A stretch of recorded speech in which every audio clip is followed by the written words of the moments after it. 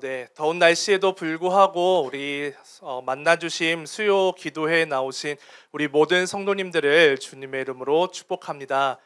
날씨가 많이 덥습니다. 근데 바깥에 날씨가 더워서 여기가 더운 건지 찬양의 열기 때문에 더운 건지 네, 오늘 이렇게 뒤에서 보니까 우리 이 자리에 오신 모든 성도님들의 엉덩이는 굉장히 가벼우신 것 같습니다.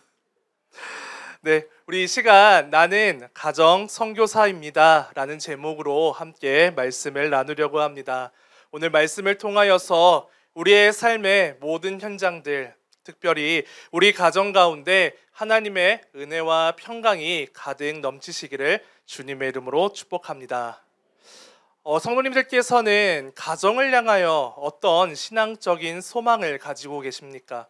그래도 평일 이 시간에 우리가 이 자리에 나올 정도라고 한다면 적어도 제가 생각했을 때는 이 두 가지의 소망은 저희들이 다 공통적으로 가지고 있을 것 같습니다.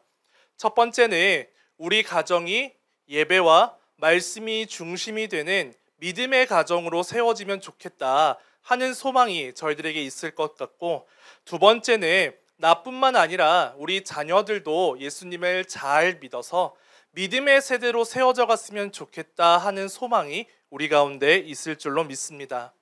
우리가 오늘 이러한 소망을 가지고 이 땅을 살아가는 이유는 그저 좋은 가정을 우리가 만들기 위해서는 아닙니다.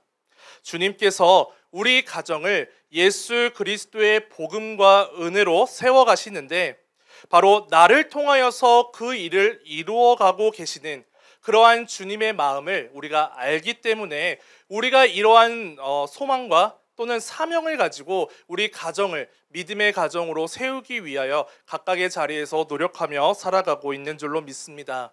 이런 마음이 있다면 이 시간 저를 따라서 한번 말씀해 주시기 바랍니다. 나는 하나님이 보내신 가정 선교사입니다. 시작.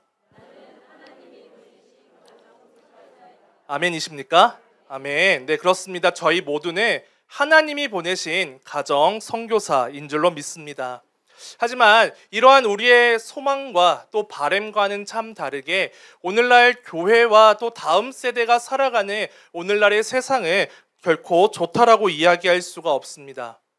우리 교회가 속한 대한예수교 장로회 합동교단은 우리나라에서 가장 큰 교단입니다. 그런데 최근 8년 사이에 교인의 숫자가 무려 60만 명이나 줄어들었다라고 합니다. 사실 60만 명이나 되는 숫자, 큰 숫자인지는 알지만 이게 잘 와닿지 않을 것 같아서 찾아보니까는 우리나라에서 지금도 나라를 지키기 위해 복무하고 있는 군인들의 숫자가 약 52만에서 53만 정도 된다라고 합니다. 그 말은 8년 사이에 교회를 떠난 그 성도의 숫자가 우리나라 전체에 있는 군인의 숫자들보다 더 크다라고 하는 것입니다. 2021년에 총회 교육개발원에서 발표한 내용을 찾아보니까 전국에 있는 교회 주일학교의 80%가 20명 이하라고 합니다. 이것이 무슨 말이냐면 유치부 20명, 유초동부 20명, 청소년부 20명 그 말이 아니라 유치부에서부터 청년에 이르기까지 모든 그 세대가 20명 이하다라고 하는 것입니다. 그리고 합동교단과 좀 비슷한 교세를 가지고 있는 통합 측에서 작년 12월에 교회 내 다음 세대 현황의 평균을 조사해서 발표했습니다. 이 자료를 보시게 되면 한번 PPT 보여주시겠어요? 교회 내 다음 세대의 평균이 유아부 같은 경우는 3%, 유초동부 같은 경우는 6%, 중등부가 3%, 고동부가 4% 정도를 차지하고 있다라고 합니다. 혹시 성도님들께서는 3% 이하의 복음화율을 가지고 있는 그러한 사람들을, 그러한 장소를 뭐라고 이야기하는지 혹시 아십니까? 바로 미전도 종족이라고 이야기를 합니다. 우리가 캄보디아나 태국이나 일본 이러한 지역 나라로 우리가 선교를 갈 때가 있는데 캄보디아는 기독교인이 약 2% 정도 되고요. 태국은 1% 정도, 일본은 약 0.4% 정도 된다라고 합니다. 이렇게 본다면 3% 정도의 복음화율을 유지하고 있는 우리나라의 다음 세대는 어떻게 보면 오늘 우리의 선교지라고도 할 수가 있다라고 하는 것이죠. 제가 오늘 말씀을 준비하면서 우리 교회가 있는 이 의왕시에 대해서 좀 검색을 해보았습니다. 2024년 의왕시의 인구가 약 16만 명 정도 된다고 합니다. 그 인구에 비해서 학생들의 숫자는 약 14,000명 정도 되는데 이것은 약 그 전체 인구의 9% 정도 차지하는 비율이라고 합니다. 서울시가 다음 세대가 약 7%에서 8% 정도 되는 것을 보면은 그래도 우리가 속한 의왕시는 다음 세대에 대한 비중이 조금은 큰 도시라고 하는 것을 알 수가 있습니다. 그리고 의왕시에는 교회가 약 137개 정도가 있습니다. 그런데 이 14,300명의 학생들이 100% 교회에 출석하고 있다라고 한다면 한 교회당 그래도 약 100명 정도의 학생들이 출석하고 있다라고 하는 계산이 나오게 됩니다. 그런데 앞서 제가 말씀드렸던 것처럼 다음 세대의 복음화율, 다시 말해서 교회를 다니고 있는 사람들이 약 3% 정도 됩니다. 이 3%를 놓고 계산을 하게 되면 의왕시 전체 다음 세대 인구 중에서 교회를 다니는 사람은 약 430명 정도 된다라고 하는 계산이 나옵니다. 이것을 137로 나누게 되면 한 교회당 3명에서 4명 정도의 학생들이 교회를 다니고 있는 그 정도의 평균값으로 계산이 되는 것이죠. 감사하게도 저희 교회는 이 숫자를 많이 넘어서고 있습니다. 특별히 유아부가 올해 초에 3명으로 시작했는데 지금 약 11명에서 13명 정도 모이고 있습니다. 물론 유아부 부장님과 교사들이 수고하기도 했지만 뿐만 아니라 다음 세대 모든 교사들이 정말로 속한 부서를 위해서 최선을 다하여 섬기고 있습니다. 그렇기 때문에 유아부에서부터 우리 청년부에 이르기까지 우리 교회의 다음 세대가 그래도 이렇게 튼튼하게 세워져 가고 있다라고 하는 것을 우리는 발견할 수가 있는 것이죠. 그런데 우리 교회가 아니라 이 세상으로 한번 눈을 돌려서 생각을 해보게 되면 한 학급에서 평균 1명, 많으면 3명 정도 교회를 다니고 있는 이것을 생각해 본다면 지금 우리가 살아가고 있는 이 의왕시가 그리고 우리 가정이 진짜 복음이 필요한 그러한 선교지라고 하는 것을 우리는 다시 한 번 더 생각해 볼 수가 있다라고 하는 것이죠. 그렇다면 우리는 오늘 이 시대를 향하여서 어떻게 이 선교의 사명을 감당할 수가 있을까요? 또한 우리는 다음 세대에게 어떻게 하면 예수 그리스도의 복음을 전할 수 있을까요?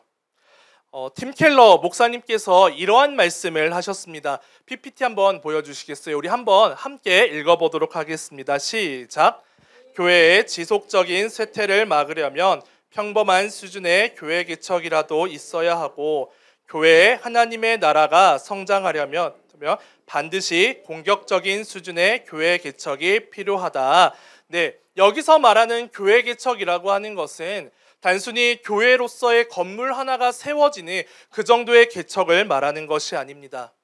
바로 내가 예수 그리스도가 나의 주 되심을 믿고 살아가고 있는 내가 바로 교회다라고 하는 정체성을 가지고 우리의 가정과 일터와 삶의 모든 현장 속에서 예수 그리스도의 복음을 가지고 살아감으로 말미암아 그곳에 예수님을 전하는 선교사로서 내가 부르심을 받았다. 이러한 사명을 가지고 살아가야 된다라고 하는 것입니다.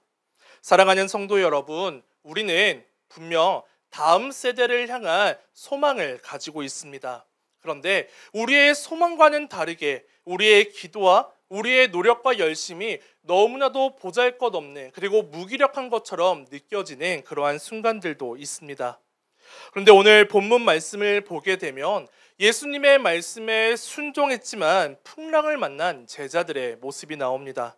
이 모습이 마치 오늘 이 땅을 살아가고 있는 우리의 모습과 너무나도 닮아 있는 것 같습니다. 오늘 말씀을 좀 함께 살펴보도록 하겠습니다. 제자들은 배를 타고 가다가 풍랑을 만나게 되었습니다. 바다에서 만나는 풍랑은 사실 위험할 수밖에 없습니다. 왜냐하면 바다라고 하는 특성상 풍랑을 만나게 되더라도 다른 누군가로부터 도움을 받기가 너무나도 어렵고, 만약에라도 이 풍랑으로 인해서 배가 전복되는 상황이라도 발생하면은 사실 거의 죽을 수밖에 없는 상황이기 때문에 그렇습니다. 그런데 오늘 말씀 속에 있는 이 제자들의 입장에서 본다면 배를 타고 가다가 바다에서 풍랑을 만난 것보다 사실은 더 억울한 것이 한 가지가 있습니다. 그것이 무엇이냐면 이 풍랑을 만나게 된 원인이 다른 것이 아니라 바로 예수님께 있었다라고 하는 것입니다. 오늘 본문 앞을 보게 되면 제자들은 오병이어의 기적을 경험했습니다. 다시 말해서 이 배를 타기 바로 직전까지 은혜와 감동이 가득한 그 오병이어의 현장 가운데 예수님과 그리고 수많은 사람들과 함께 있었다라고 하는 것입니다. 그런데 예수님께서는 지금 제자들이 이 오병이어의 현장에 그대로 남아있는 것이 아니라 그들을 재촉하셔서 배를 태우셨고 그 배를 타고 바다 건너편으로 건너가게 하셨다라고 하는 것입니다. 우리 마태복음 14장 22절 말씀 함께 읽겠습니다. 예수께서 즉시 제자들을 재촉하사 배를 타고 앞서 건너편으로 가게 하시고, 아멘. 지금 제자들의 입장에서 본다면 이 오병이어의 현장이 어쩌면 더 머물고 싶었을 수도 있습니다. 사람들이 예수님을 향하여서 오, 당신이 정말로 하나님의 아들이십니다. 당신에게 정말 놀라운 능력이 있습니다. 그리고 당신이 그 예수님의 제자이시군요. 이러한 이야기를 들으면서 어쩌면 사람들보다 더 높은 자리에 서기 원하는 마음이 제자들에게 있었을 수도 있습니다. 그런데 이러한 마음에도 불구하고 예수님께서 재촉하셔서 빨리 건너편으로 건너가라 라고 말씀을 하시니 예수님의 말씀에 100% 순종해서 길을 떠난 사람들이 바로 제자들이었다라고 하는 것입니다. 그런데 예수님의 말씀에 100% 순종한 결과가 무엇이냐면 바로 바다 한가운데서 풍랑을 만나게 되는 것이지요. 그래도 생각해보면 다행이라고 말할 수 있는 것 중 하나는 예수님의 제자들 중에는 어부 출신의 사람들이 많이 있었다라고 하는 것입니다. 그 말은 풍랑을 만난 것 자체는 어떻게 보면 불행일 수도 있지만 그래도 이 풍랑 속에서 배를 어떻게 다뤄야 하는지 그래도 알고 있는 사람들이 있었고, 지금까지의 수많은 경험과 노하우를 통하여서 이 어려움들을 헤쳐나갈 만한 자신감들이 이 제자들에게는 있었을 수도 있다라고 하는 것입니다. 하지만 오늘 본문에 나오는 이 풍랑 앞에서는 제자들이 가지고 있었던 그 어떤 경험도 그 어떤 노하우도 소용이 없었다라고 하는 것입니다. 결국 배가 전복될 수도 있는 그러한 상황에 마주하게 되었고, 제자들의 입장에서 본다면 배를 타고 빨리 건너편으로 건너가라고 재촉하신 예수님을 향하여 원망, 더 나아가서는 분노가 생길 수도 있는 상황이고, 또는 자신의 경험과 노하우가 전혀 먹히지 않는 이 현장 속에서 내가 가지고 있었던 지혜와 경험이 너무나도 보잘것없는 것이구나 라고 하는 것을 느끼는 그러한 시간이 되었을 수도 있습니다. 그런데 이 상황이 오늘 다음 세대에게 복음을 전해야 된다라고 하는 사실이 너무나도 중요하다라고 하는 것을 알고 있는 우리의 상황과 너무나도 흡사한 것 같습니다. 교회를 다니며 또 이 자리에 이 시간에 나올 정도로 열심히 신앙생활을 하는 사람들 중에 다음 세대에게 복음을 전하지 않아도 괜찮다라고 생각하시는 분은 한 분도 안 계실 것입니다. 그래서 우리가 복음을 전하겠다라고 하는 사명을 가지고 자녀들을 마음에 품고 기도를 작정했습니다. 그리고 몇 날 며칠을 자녀들을 위해서 기도를 했던 그러한 경험들이 있습니다. 때로는 그렇게 기도로만 접근할 것이 아니라 현실적으로도 접근을 해보자라고 생각해서 교회에 가면 용돈 올려주겠다, 이번에 수련회 갔다 오면 선물 하나 사주겠다라고 유혹하면서 그렇게 자녀들을 교회로 데리고 오려고 노력했던 그런 적도 있습니다. 그런데 지금 자녀들의 모습을 보게 되면 우리의 마음 한켠에 이러한 생각이 들지도 모르겠습니다. 과연 이 자녀가 믿음이 있는 건가 없는 건가 내가 도통 모르겠다 하는 생각들 우리가 할 수도 있습니다. 왜냐하면 이제는 이 아이가 다 컸다라고 생각하는지 부모가 아무리 교회에 가자라고 이야기를 해도 도대체가 듣지를 않습니다. 교회에 가면은 사탕 주겠다, 교회에 가면은 용돈 주겠다라고 아무리 이야기를 해도 엄마, 내가 차라리 그 돈 안 받고 교회에 안 가겠습니다 라고까지 이야기하는 친구들이 바로 우리 청소년들입니다. 이러한 모습을 보게 되면 내가 지금까지 이 자녀들을 위해서 그 몇 날 며칠을 기도를 작정하고 기도를 심었던 것이 과연 맞는가라고 하는 그러한 생각을 할 수도 있고, 내가 자녀를 위해 헌신했던 모든 것들이 너무나도 보잘것없는 것처럼 느껴질 수도 있습니다. 내가 뭘 더 잘해줬어야 됐을까? 내가 용돈을 더 많이 줬어야 됐을까? 내가 더 좋은 선물을 줘야만 이 친구가 교회에 갈까라는 생각을 하면서 어쩌면은 부모의 입장에서 스스로의 그 마음을 질책하고 마음이 찢어지는 그러한 것을 경험할 수도 있습니다. 그런데 오늘 이 본문 말씀이 우리에게 가르쳐 주고 있는 것은 믿음의 사람도 풍랑을 만날 수가 있다라고 하는 것입니다. 제자들이 예수님의 말씀에 순종했음에도 불구하고 바다 한가운데서 풍랑을 만나고 있는 것처럼 성도들도 말씀에 순종하며 모든 노력을 했음에도 불구하고 때로는 인생의 어느 순간 휘청거리게 되는 그러한 순간들을 만날 때도 있다라고 하는 것입니다. 그런데 더 중요한 것이 무엇이냐면 그 풍랑이 바다의 풍랑이든 우리 인생의 풍랑이든 그 풍랑은 예수님의 주권 아래 있다라고 하는 것입니다. 다시 말해서 오늘 제자들이 만나는 풍랑은 어쩌다가 우연히 일어난 풍랑이 아니다라고 하는 것입니다. 과연 예수님께서 지금 배를 타고 가게 되면 제자들이 풍랑을 만날 것이다 라고 하는 것을 몰랐을까요? 아닙니다. 다 알고 계셨습니다. 그 말은 지금 예수님의 계획과 뜻 안에서 풍랑을 만나고 있는 것이고, 제자들이 알지 못하지만 주님께서는 이 풍랑이라고 하는 환경을 통하여서 제자들을 연단하고 그 제자들을 순금과도 같은 그러한 제자들로 만들어 가고 계신다라고 하는 것입니다. 그뿐만이 아니라 예수님께서는 그 직접 풍랑을 뚫고 제자들을 찾아오셔서 이렇게 말씀하십니다. 오늘 본문 27절 말씀을 우리 함께 읽겠습니다. 예수께서 즉시 이르시되 안심하라, 나니 두려워하지 말라. 아멘. 예수님께서 제자들에게 안심해라 라고 말씀하고 계십니다. 여기서 안심하라 라고 하는 이 말 속에는 용기를 가지라 라고 하는 뜻도 포함이 되어져 있습니다. 이것이 무슨 말이냐면 너희는 이 풍랑 때문에 두려워할 필요가 없다. 너희가 지금 혼자 있는 것이 아니라 너희가 지금 나와 함께하고 있으니 너희는 이 풍랑을 보는 것이 아니라 나를 바라봄으로 말미암아 용기를 가져라. 무서워하지 말아라 라고 말씀하고 계신다라고 하는 것입니다. 이것을 보게 되면 이 모든 이 땅에서의 만나는 풍랑들 예수님의 주권 아래에 있습니다. 그런데 우리가 만나게 되는 그 풍랑 앞에서 예수님의 주권 아래 있다라고 해서 예수님께서 그것을 바라만 보시면서 힘내라, 할 수 있다 라고만 말씀하시는 것이 아니라 우리의 그 풍랑의 현장 가운데로 주님께서는 찾아와 주시고 그 풍랑 속에서 두려워하고 있는 우리를 향하여서 손을 내밀어 주신다라고 하는 것입니다.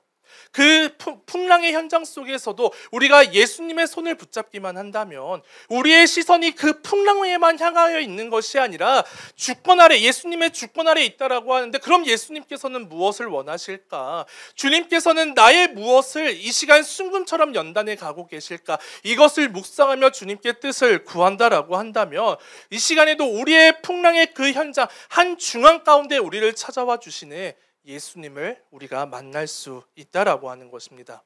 예수님께서 우리를 향하여서 그저 말로만 말씀하시는 것이 아니라 우리의 삶의 현장 가운데 찾아오시는 이유는 무엇입니까?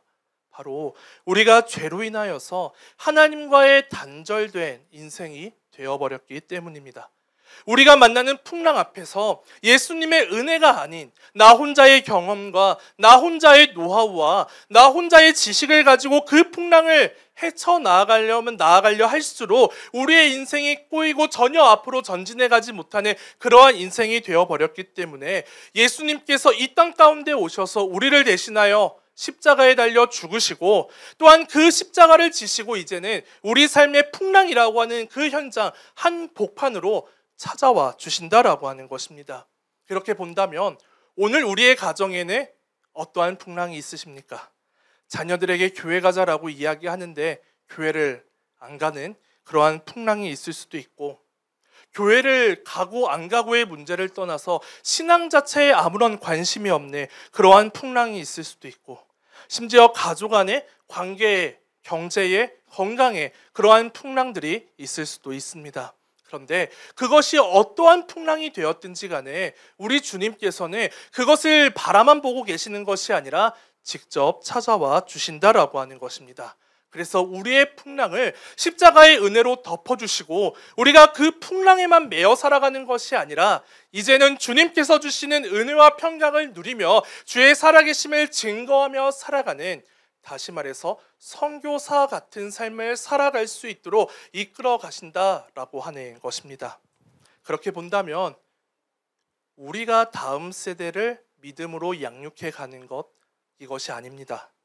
이미 우리를 찾아오신 예수님이 계시기 때문에, 그리고 그 예수님께서 이미 우리에게 넘치는 은혜를 주셨기 때문에 우리가 그 은혜를 가지고 또는 사명을 가지고 가정을 회복시키고 다음 세대를 회복하고 또한 하나님의 나라가 우리 삶 가운데 임하는 것을 경험하며 살아갈 수 있도록 이러한 은혜를 우리에게 베풀어주고 계신다라고 하는 것입니다.